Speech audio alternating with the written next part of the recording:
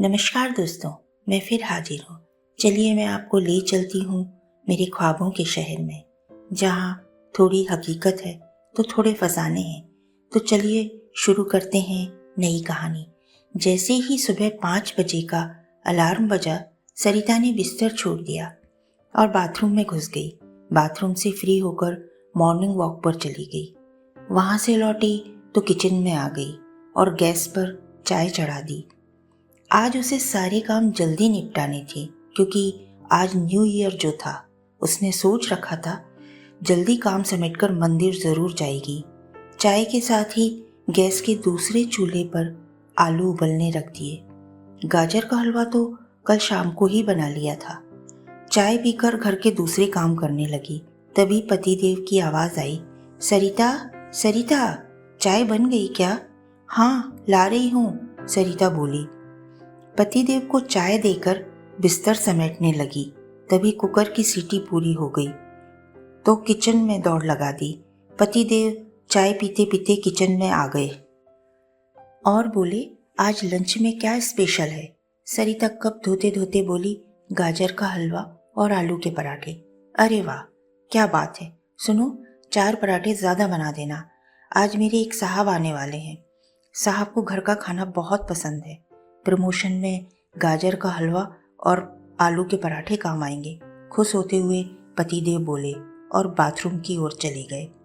पतिदेव को लंच देकर विदा करते करते सुबह के 9:30 बज गए। तभी बेटे की आवाज़ आई, माँ माँ, प्लीज़ जल्दी से चाय दे दो, कॉलेज के लिए देर हो जाएगी। सरिता मन ही मन में बड़बड़ाते हुए बोली, गजब करते हैं आजकल के बच्चे, बिस्तर छोड़ा नहीं है और कॉलेज के लिए चाय की वजह से देर हो जाएगी। सरिता लगभग चीखती हुई सी बोली, पहले बिस्तर तो छोड़ो, तब तक 10 बार चाय बन जाएगी। बेटे को चाय देकर सरिता किचन का काम समेटने लगी और बाथरूम की तरफ जाने लगी कि तभी मोबाइल की घंटी बजने लगी। मोबाइल उठाकर देखा तो माँ जी का फ़ोन था। प्रणाम माँ जी। क्यों बहू, तुम तो शहर जाकर सारे संस्कार ही भूल गई हो। ना दुआ ना सलाम। आज नया साल है, बड़े बुजुर्गों को फ़ोन करके आशीर्वाद लेना चाहिए। वो माँ जी, मैं आपको फ़ोन करने ही वाली थी। ठीक है, माँ जी बोली और 5 मिनट तक माँ जी बोलती रहीं। सरिता हाँ हूँ करती रही। माँ जी ने फ़ोन रखा तो सरिता ने राहत की सांस ली। घड़ी की ओर देखा, 11:30 हो चुके थे। फिर बाथरूम की ओर जाने लगी तो डोर बेल बज गई। दरवाज़ा खोला, काम वाली थी। वो अंदर आई, उसे काम समझाया, फिर बाथरूम की ओर जाने लगी तो काम वाली बोली, दीदी जी, अच्छी अदरक वाली चाय पिला दो, आज बहुत ठंड है। काम वाली को एक प्लेट में गाजर का हलवा और चाय देकर जल्दी से बाथरूम में घुस गई। नहा के बाहर आई तो देखा 11:15 हो चुके थे। सोचा था आज अच्छे से तैयार होकर मंदिर जाऊंगी, लेकिन घड़ी देखी 12 बजने में 10 मिनट बचे थे। जल्दी से सूट डाला, पूजा की थाली लगाई और मंदिर के लिए निकल गई। अभी थोड़ी दूरी पर ही पहुंची थी कि बगल वाली आंटी ने पूछा, अरे सरिता, इतनी जल्दी जल्दी कहाँ जा रही हो?